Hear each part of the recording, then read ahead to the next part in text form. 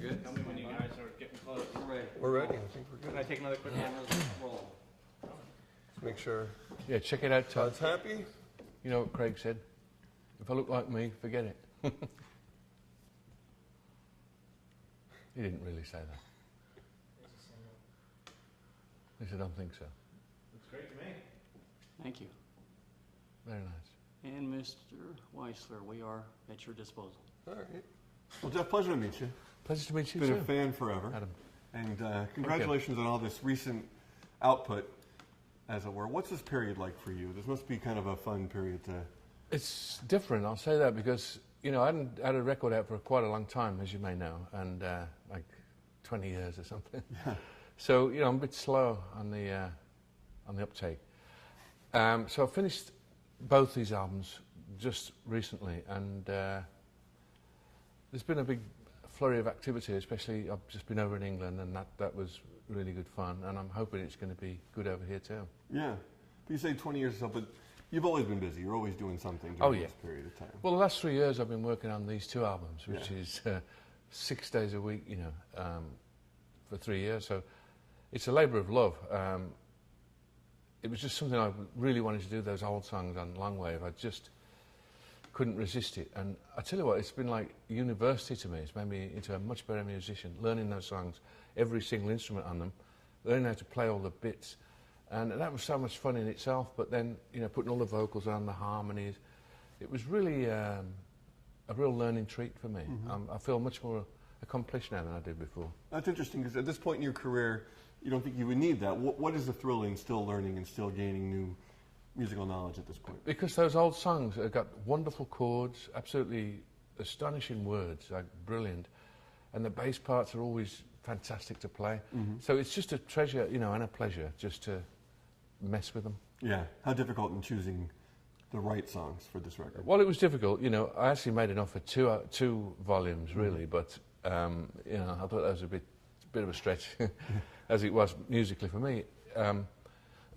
It was hard, but a lot of them were just obvious to me because they were always stuck in my mind from when I was a kid. You know, my dad used to have the radio on 24 hours a day, basically, as far as I remember, and it was radio. It would be the BBC radio, and it would be on long wave. Yeah. And it was that lovely old sound of, you know, nice warm bottom and not much top. Yeah. And I used to love that. You know, you grow to love it, obviously. And now the BBC do actually transmit on long wave on the computer, just so you can check the sound of it. You know, it's the old-fashioned sound. Doesn't sound much different, actually. Now you think about it. But yeah, that was all what that was about. And having this completed, the love for these songs and love for that period of your life must be an exceptionally proud feeling to have these songs. It is. Completed. It's great to have them finished, you know, and you see there's the middle and there's the start and there's the end. And it was, before, it was like, as I was listening to them to start learning them, I thought, will I ever be able to play this stuff? It's like so complicated. But as soon as you just learn the guitar part and don't put all the arrangements on, Yeah. like all the flutes and the clarinets, that's where all the complicated stuff is. The tune is as simple as you can be, and it's just marvellous to actually find out exactly how they work and, you know, how they're constructed, and just a treat, really. And as a listener, some of the best of your output over the years, your original music, is that dichotomy between these great melodies that could be as simple as can be, and then you've added so much to them over the years, or not, but that kind of, like you were just talking about, how much of that has been important to you over the years to kind of blend that? You make it seem seamless, but I know a lot of work goes into that process. Well, yeah, doing arrangements and stuff on the old ELO songs that I wrote, that came sort of along with the tune, really. You know, my tunes are much more, much simpler, I thought, than these old, say, for instance, Richard Rodgers tunes. And I'm not saying I'm anywhere near him, I'm not, sorry about that, if you thought that, but no. I'm just talking about the way I do things, and so when you see these masters do it, what they actually did, how they worked it out, and the lyricist, it's just one step ahead above everybody else, you know, one step above everybody else, one notch, one rung above everybody else. But you've fallen into that line now of great songwriters along with these guys. Well, that's very kind of you, but you know, I do my best, and I've got some good ones, and you know, some not so good ones, you know, like we all have.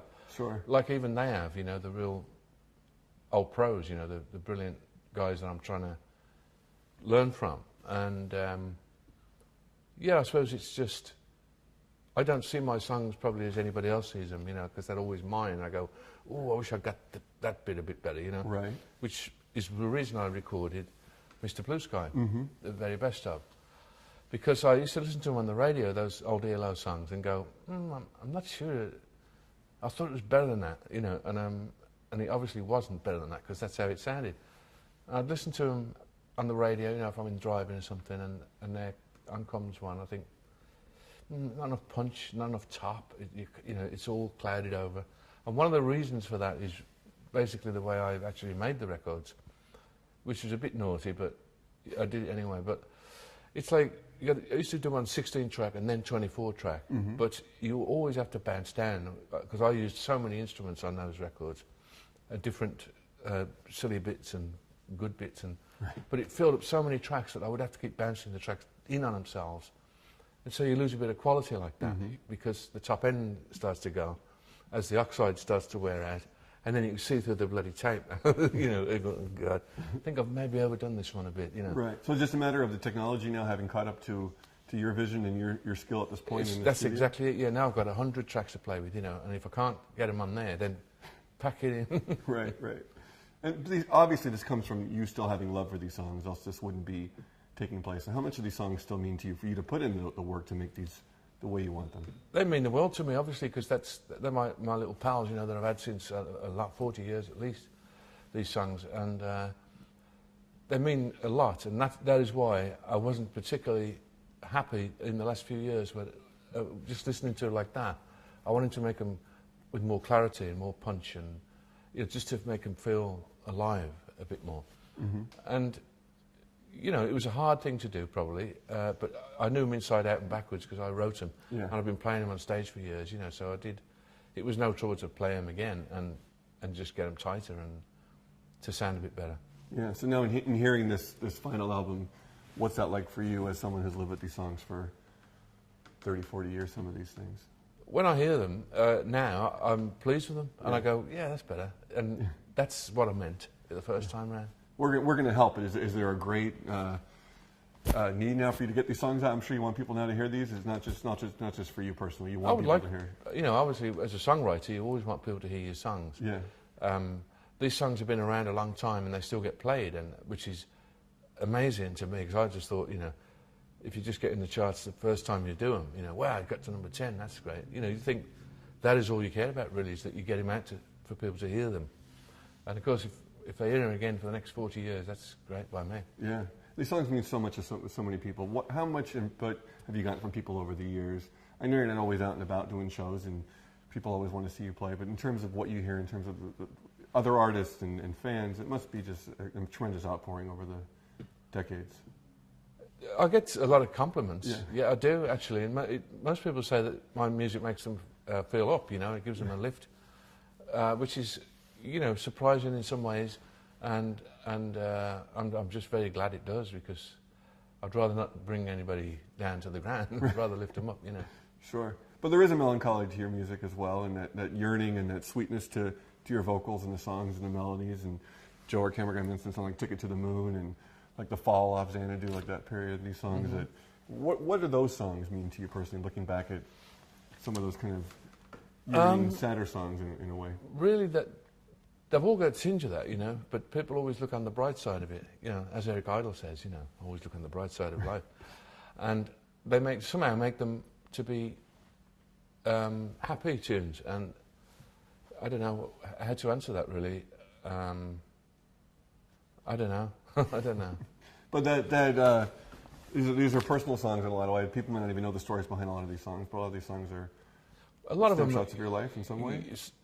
Very few, actually. Yeah. Most of them are just, I make them up, you know, okay, what's this about? It's about so-and-so.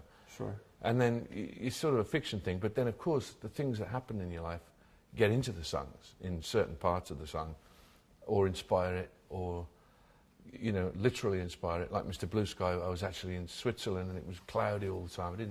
I just got there, I'd been there about a week. Yeah. Nothing, didn't see any views at all. And one day, bang, the whole thing wide open, the blue sky and the sunshine and all these mountains going on forever, of course. And it inspired Mr. Blue Sky, so that was a literal inspiration. Do you have inspirations like that on a daily or weekly basis still that you just are dying to get on tape somehow that may stick with you for years before they have the opportunity, or? I don't really get that many inspirations. That was quite a rare one, Mr. Blue Sky, okay. because it was such an obvious thing to happen. Sure. And you know, it just came to me. But it's a lot of sweat involved. You know, it's like they say, you know, 10% inspiration, 90% perspiration. Right. Right. And you do have to work at it. Unfortunately, it doesn't come like, oh, aren't I gifted? You know, you've got to work your fingers off sometimes to get it finished and get it really good. You know, it's not easy. I would never say it was easy in a million years. It isn't. It's hard. Sure, but the rewards are plentiful for. The rewards are great, yeah. And when people, like you said, when they come up to me and say, "Oh, I love your music," and it does please me a lot and helps me out in many ways. Sure. That's a fantastic thing, because that wasn't a part of the deal. You know what I mean? It's a wonderful little extra thing that happens. What's the attention like for you? 'Cause you spend so many years behind the scenes on some of the greatest records, along with your own records you've produced, obviously, for Tom Petty and George Harrison and others. The Traveling as well. Traveling Wilburys, that you know were out there in the front with those guys. But what's it like all those years behind the scenes? How much fun is it to get yourself out in front of the scenes and doing interviews? You don't do this kind of thing too often, obviously. Is it fun to pop out on occasion and remind everyone about your legacy and how great your music is? Well, I wouldn't say it was fun exactly, but it's something that I want to do, because I do want people to know that these songs are out there, the new versions, and of course Long Wave, because I'm so proud of Long Wave. It's my favourite record I ever made, I think. Wow, yeah. And I think that's because I don't have to judge the songs. You know, I can just leave them alone because they were already brilliant. I know that. I didn't have anything to do with that. Is it easier to re-record the old stuff and look back at the old stuff when you are moving forward with new music? Is it easier to be out there and talk about music when you have something new as well? If I didn't have anything new, it would be quite difficult, you know, to come up with anything to talk about, unless you want to talk about football or something. But you know, no, not really. It's what would I say? How often do you hear your influence on a daily basis? Do you still have your ear out there to other musicians? I know a lot of people have looked at you as an influence. Do you hear that? Well, you know, a lot of the time, when you're making a new record, like I just have been, these two records, and I've also written 8 new songs and recorded them for my new album, which is brand new tunes. And I don't really listen to the radio that much, because I've been 3 years solid in the studio, and you tend not to want to listen to other music when you're working on your own stuff, because it's always in there. You're thinking about words, or you're thinking about chord changes, and you know, I want to change that bit there. So it's like if you listen to the radio, it's like an interruption for the time being. This new project, would that be Jeff Lynne in name or ELO in name? Or? It'll be Jeff Lynne probably. Yeah. People, what do you want people to know about ELO that maybe they never quite understood? People look back, they think of, maybe some people think of the concerts, they think of a certain pop song. Is there any misconceptions about the legacy of ELO that are important to you to? Not really. I'm just, you know, amazed people have still heard of it after all these years. You know, that's probably what it is. Are you happy with the band's place in kind of rock and music history? Do you feel like the credit's there that it deserves? Because amongst my friends, anyone you talk to, they always have wonderful things to say, and they're some of the greatest songs of all time. But just wondering how you personally are. Amazing, huh? I think, you know, it's done well. I'm not saying that it gets too much acclaim or not enough. It's just what it is, and you know, I have to be happy with that, and I am. I'd much rather be like that than to be like overblown at the top and then come crashing down. You know, it's much better just to be steady. Yeah, steady, and I think in a good way, people are always revisiting your music, and yeah, that's a great thing. I love that.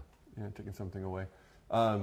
Obviously, your friendship with the Beatles over the years. Are you still in contact with Ringo and Paul? And yeah, you know, I see Ringo and Paul occasionally, and that's always fun. I love to hang out with Paul. He's a great guy, and we have a good laugh. And I have produced him too, you know, as well as the Beatles. But I've produced a lot of stuff. Yeah. Anyone else you'd still love to work with that maybe you haven't had the chance? I know you work with just about anyone you probably ever wanted to. And I probably have actually, but there are still a couple, but I'd keep them to myself, otherwise they'll go, oh, I'm not working with him, he blabbed about me. We'll wait for the special announcement. Yeah. And as far as just the scope of your music over the years, I just wonder just where that, obviously you have this great work ethic, but just that ambition and to go big in so many ways, from the concerts to the scale of the sound, just kind of where that came from when songs like Long Wave are simple in so many ways, and these were the songs you grew up listening to. Where did that grand scope come from and that desire for you? Probably from a bit of classical music. That I used to like classical music at that time a little bit. I still like classical music, of course. But that was really it, really, was just the idea of just having these strings always on it and being part of the group. Nobody had actually tried that, really. They'd tried experiments at it, but never tried doing it all the time. It's bloody difficult and all. It's not the greatest fun you can have, because when you first started out, the technology wasn't very good. There was nothing to use. There was pickups, and the PAs were not very good. So it was difficult. Yeah, and now that people can kind of phony that up in lots of technological ways. Even I could, so I'm not going to bother. Very good. Well, Jeff, congratulations. Thank you, It's Adam. an honor to meet you. Cheers, thanks. Great music. Yeah, I have one for you, Adam, just Yeah. for a personal experience. I actually was playing your album at the time, and my daughter, who just turned 13, happened to hear it.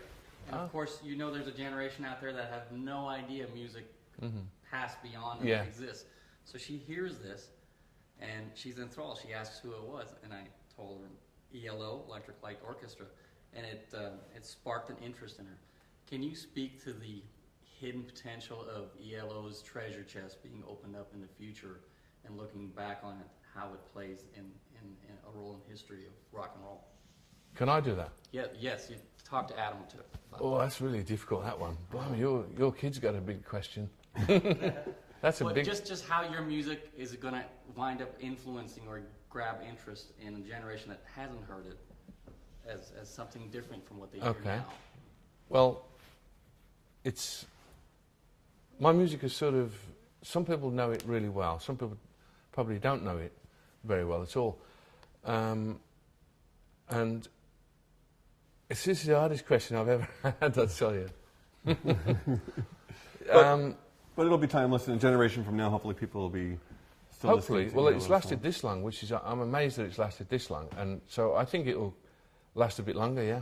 I got a feeling it will, because there's certain elements of it, like Mr. Blue Sky, that never seem to go out of fashion.